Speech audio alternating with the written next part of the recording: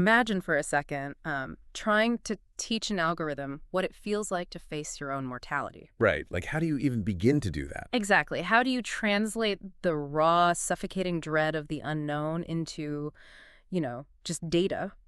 Or how do you code the feeling of watching someone you love walk out the door? It sounds impossible. It does. But welcome to Hellcat's King of the Hill podcast, because for this deep dive, we are exploring how creators are doing exactly that. And it is wild to see. Oh, it really is.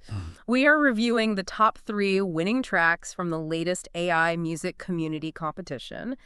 And, we are treating this not just as some tech novelty, but as a genuinely fascinating lens into human psychology. Yeah, it's a very revealing exercise, honestly. When you give someone a deeply sophisticated generative AI engine, the prompts they use, the words they choose, they tell you exactly how they process the world. We aren't just looking at what these algorithms spit out. We're looking at how human artists are using them to map the deepest, the most complex psychological journeys we can experience. Yeah, and as we reviewed these 3 winning tracks, counting them down from 3rd place to 1st, a very clear narrative started to emerge from the data. It was almost eerie how perfectly they lined up. Right. We didn't plan it, but the thematic through line is just undeniable. So the overarching theme for this deep dive is the architecture of surrender, from abyssal voids to the acceptance of death. It's a heavy concept, I know. Yeah. But it's one that resonates because it's a universal inevitability for you, me, everyone listening. Every single one of us hits moments where our illusion of control just shatters. Yeah, those moments where you have no choice. Exactly. You are forced to surrender. And what's fascinating is how these 3 tracks collectively map a progression through 3 distinct stages of that surrender. Like a roadmap. Yeah, like a roadmap. Yeah. We begin with pure, isolating dread. Then we move into the complicated, painful space of relational grace. And finally, we arrive at the absolute acceptance of our own mortality. Man. So let's start by laying the foundation. We're opening with our 3rd place track, which scored an 85.7 out of 100. A really solid score. Oh, definitely. It's a piece called Oblivion, generated by the artist Aeon. And that is an incredibly appropriate title, considering the sonic landscape they constructed. Okay, let's unpack this. When you look at the prompt data Aeon fed into the engine, it's not, a traditional song structure at all. Not even close. Right. They use descriptors like epic, grimdark, cinematic hybrid, and crushing, pulsating, ultra-deep sub-bass drone, along with massive, multi-layered, deep, male monastic Gregorian textures. Those are intense choices, and crucially, they've specified an abyssal low-end focus and set the tempo explicitly between 82 to 88 BPM. Which we'll get to in a second because it's super important. Right. But the most significant choice they made was the omission of something fundamental. There are 0 lyrics in this track. Wait, I'm genuinely curious about the mechanics of this, because if you are entering a music competition, your instinct is usually to give the listener a melody, right? A vocal hook, a story to latch onto. Usually. Yeah. So if it's just a sub-bass drone and some digital Gregorian textures, how does an AI even interpret that into something resembling art, rather than just outputting a wall of muddy noise? Well, that's where the technical sophistication of their prompt really shines. When Aeon prompted for hypnotic Cathedral-Scale reverb alongside a wordless sacred machine atmosphere, the AI isn't just making a sound. What is it doing then? It's actually calculating an acoustic space. It's analyzing the physics of how a low-frequency wave, that sub-bass drone, would bounce and decay off the virtual stone walls of a cathedral. Wow. Yeah, and because sub-bass operates at frequencies below 60 hertz, you don't just hear it in your ears, you physically feel it vibrating in your chest cavity. So it's actively manipulating your physiology. Exactly. And that 82 to 88 BPM tempo that they chose, that isn't random. Right, I wanted to ask about that. That sits right at the upper end of a normal resting human heart rate. Oh, wow. Yeah, it's a principle called entrainment, where your biological rhythms subtly begin to sync with the dominant rhythm in your environment. So the track is literally forcing your heart to match its solemn, pulsating pace. That's almost scary. You know what surprised me about this one, though? The total absence of language. Yeah. It feels deliberate.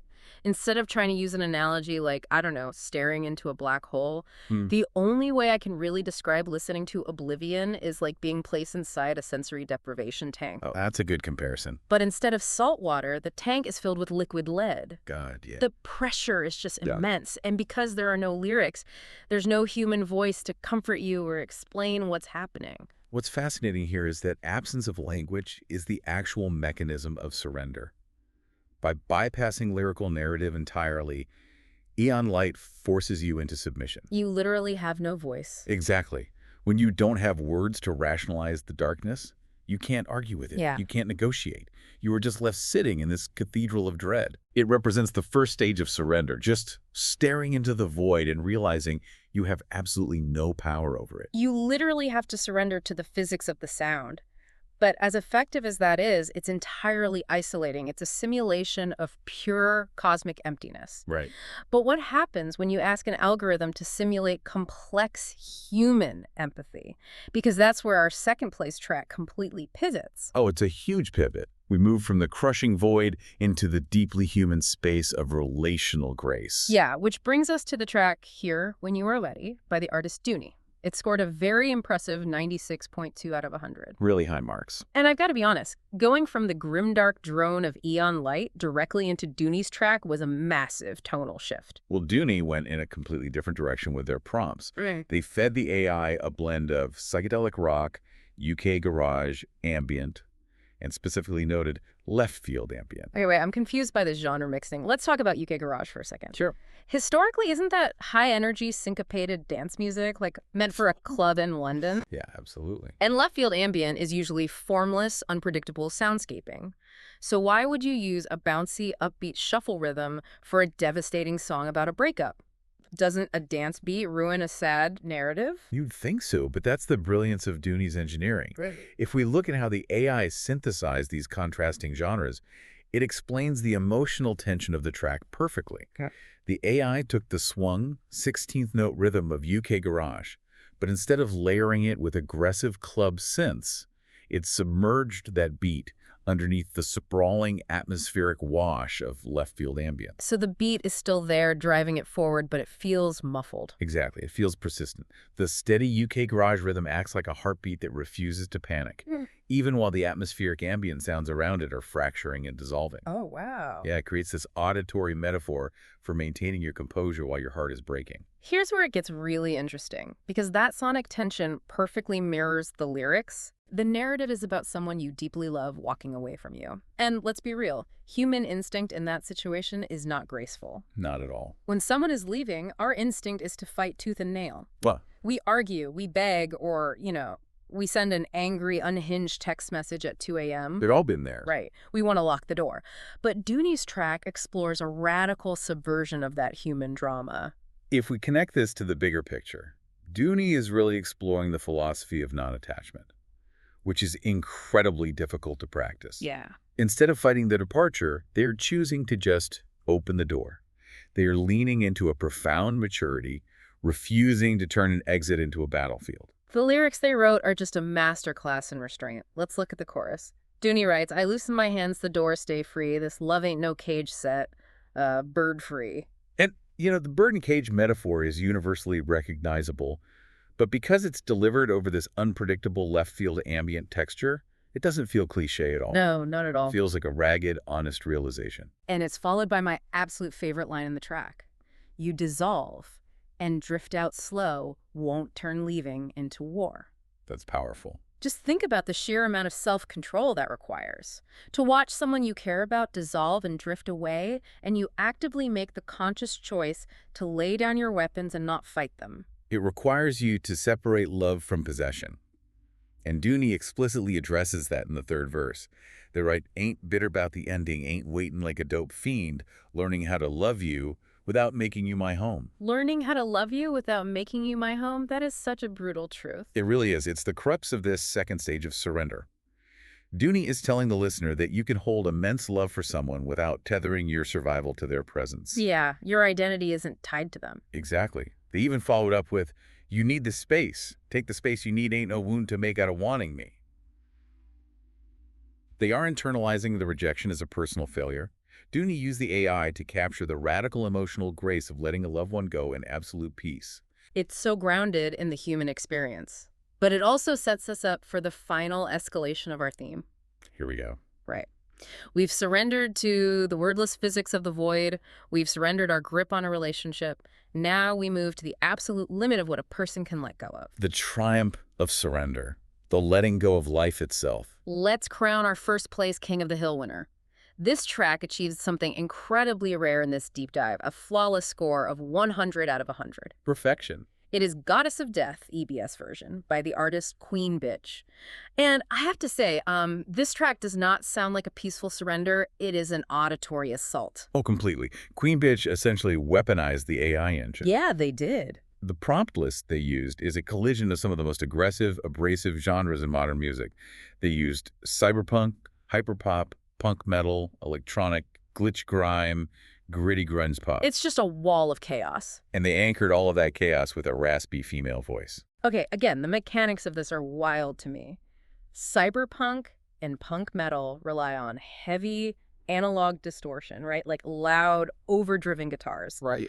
But hyperpop and glitch grime are heavily synthesized, digital genres defined by artificial stuttering computer errors.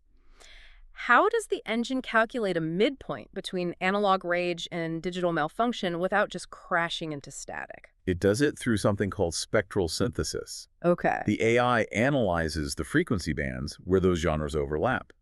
It realizes that the digital distortion of glitch grime occupies the same aggressive mid to high frequencies as the overdrive of a punk metal guitar. Oh, I see. So it weaves them together. It uses the hyperpop compression, which squeezes literally every sound to its maximum volume limit to create a wall of sound that feels suffocating but meticulously controlled. So what does this all mean for the listener? The best analogy I can think of isn't a mosh pit, actually. It's more like a weighted blanket made of static. Oh, I like that. You know how weighted blankets work? They apply so much physical pressure to your body that it overloads your sensory input.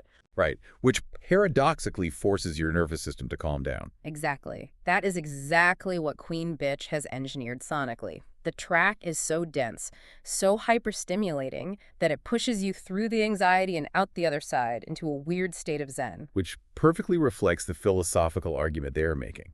This raises an important question, though. What's that? Why use the most abrasive, violently loud musical genres to talk about making peace with mortality? Well, because dying isn't always a quiet process of drifting away. Sometimes it's chaotic, and our human instinct is to be terrified of it. Precisely. Historically and culturally, we have always framed mortality as the ultimate villain. The Grim Reaper is a thief in the night, a skeleton with a scythe, an enemy we are supposed to fight with every ounce of our strength until the bitter end. But Queen Bitch's lyrical narrative completely dismantles that archetype. They reframe mortality not as an evil entity to battle, but as a misunderstood force of protection. Yeah, and the lyrics actually start out playing into that classic fear. It plays out like a thriller movie. It really does. The track opens with the vocalist whispering, "I'm slowing down my breath, trying not to make a sound. I'm slowing my pace. I'm walking around. And behind every corner, I see her shadow." You can feel the protagonist actively trying to hide from the end of their life. But then the narrative pivots. The protagonist stops running, turns around, and finally looks the shadow in the face. Gives me chills. And that's when the entire paradigm shifts. The raspy vocal suddenly declares, now she is not evil. She brings peace. And the personification of death replies, "And I am not lethal, I just see what I see." It's a total reframing. Totally. And then the track just explodes into this massive punk metal bridge where Queen Bitch is screaming these dual titles: Goddess of Death, Decay and Filth, Goddess of Resurrection, Life and Rebirth. They aren't ignoring the ugly side of dying, they are just embracing the full cycle of it. The defining moment of the track, though, the line that really solidifies why this scored a perfect 100, is when the vocalist yells, "You call her evil, I call her protection." Her mind is a weapon. You call her evil, I call her protection. The grit and defiance in that delivery changes the whole concept of surrender. Surrendering to death in this song isn't passive. It isn't giving up because you were too weak to fight. Right, it's not a failure. Exactly. It's an active, powerful choice to view the end of your existence as a sanctuary rather than a punishment. And that leads to the final hypnotic command of the track. Amidst all the stuttering cyberpunk glitches and grinding metal guitars, the music suddenly cuts away. Just drops out. Drops out entirely. And the raspy vocal delivers this mantra directly to the listener. You don't need to fear me. Just take a deep breath and try to accept that I'm the goddess of death. Just take a deep breath and try to accept. It repeats as the track fades. It's brilliant.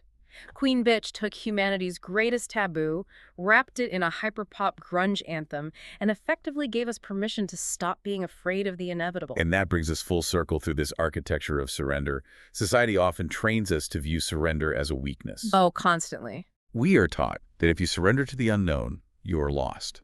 Yeah. If you stop fighting for a relationship, you are a failure. If you surrender to mortality, you have lost the battle. Yeah. But what Aeon Light, Duni, and Queen Bitch demonstrated through their manipulation of this AI engine is that true surrender is none of those things.